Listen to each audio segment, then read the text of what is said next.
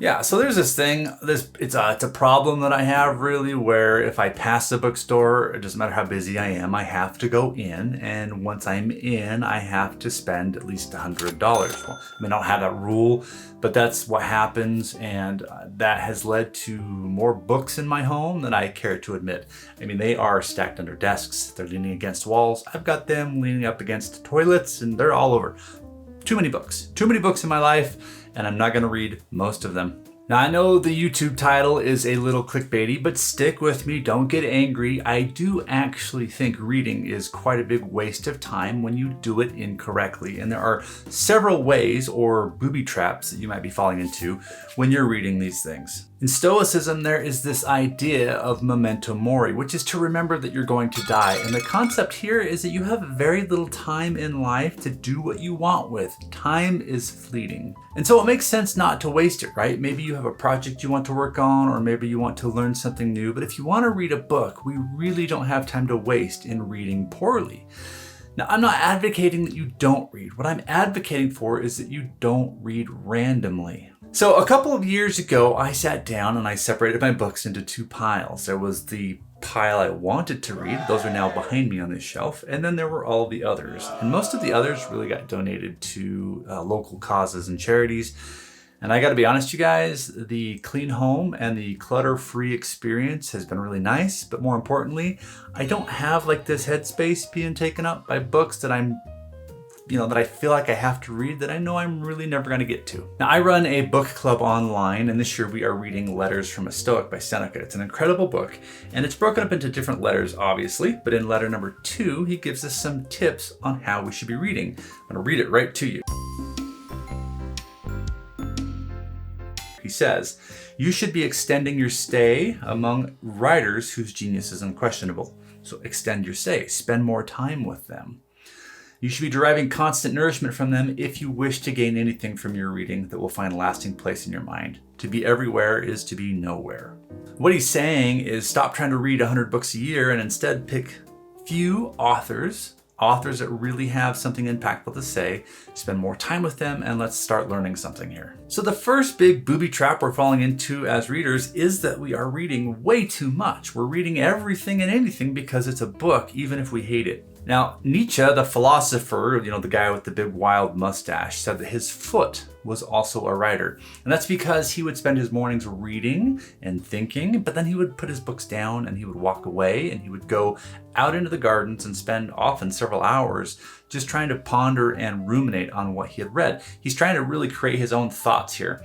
And that's where we're missing the mark. If all we're doing is reading and then reading more books and then reading more books, and we're not taking time to go on those Nietzsche-like walks and actually think, then this is a waste of time. Why are we reading just to read?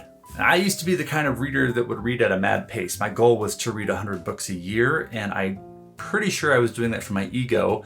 Now, I'm not going to say it was a total waste, but it kind of was. Yeah, I was exposed to the material, and yeah, I can tell you roughly what those books are about. But I don't have anything in my life that is directly related to them. I just read them. I didn't apply anything. And that's because there was no time to apply what I was reading. I was so busy trying to get to the next book just so that I could achieve this weird and unrealistic goal. So yeah, reading is a waste of time if you're not taking time to think about what you're reading. So start by having a good note-taking system. Every reader should have a good note-taking system. But here is a warning. Please do not get sucked into the YouTube sort of intellectual version of taking notes, which is to create this big, complex, database of notes where you have to have, Obsidian or Notion, and you've got to have 15 automated tools, and you've got to have, some sort of like complex search system and an indexing system. Because what happens is you get so lost in building this note-taking system, you never actually take good notes. You just get sucked into this productivity trap. Good hell, just have a notebook. Start with a pen and a piece of paper and begin writing down thoughts that impress you. The next booby trap that we fall into as readers is we read really bad books. There's like this guilt trip that happens because we bought the book. We spent, $9.99 on it. And we feel like, well, I started it, so now I got to finish it. I was given a recommendation a few years ago by somebody that I really respect. He came up to me and he was like, you got to read this book. It's the greatest book in the whole world. And it was called The Magus by John Fowles, I think. I don't know. I can't remember because I'd written this book out of my mind.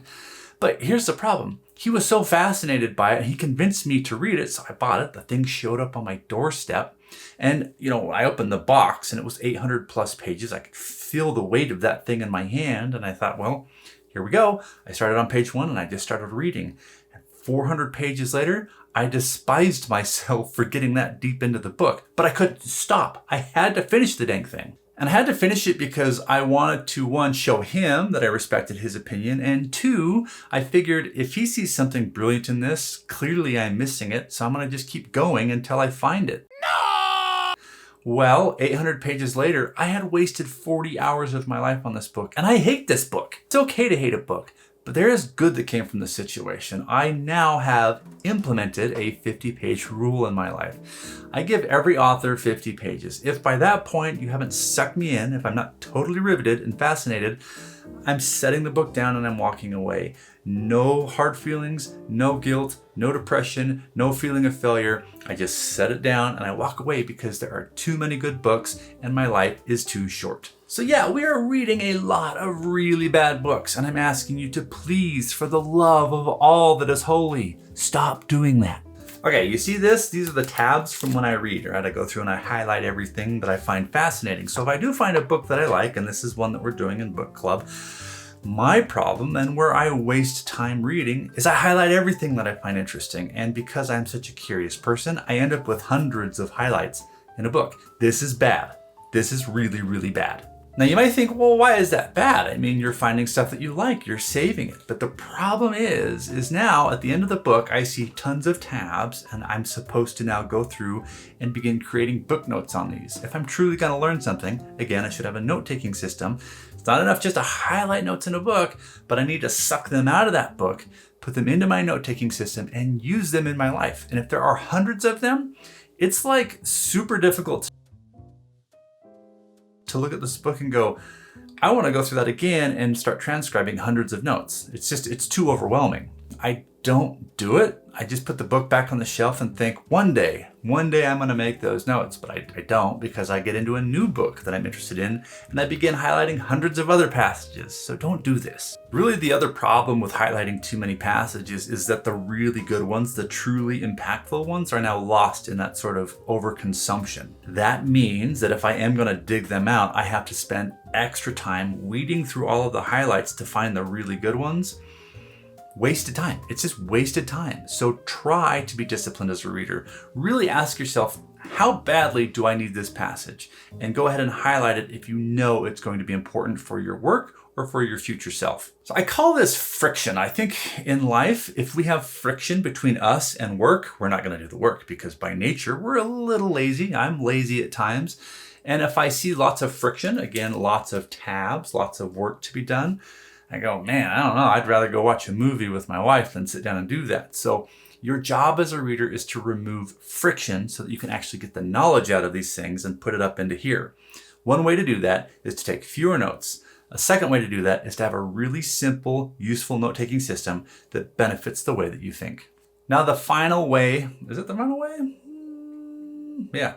All right, another way we are wasting time is that we are not creating output from all of this input. So I ask you, dear reader, what is the point of all your reading if you're not going to do anything with that knowledge? I think it's the responsibility of any reader to take what you learn and then use it. Wow. I know it's like a big revelation here, but if you're just reading and doing nothing with that information, you are missing the point.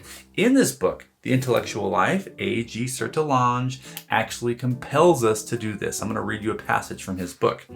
He says, "You have come now to the moment for producing results." He's speaking to you, right? You read, and you read. It's time to produce something.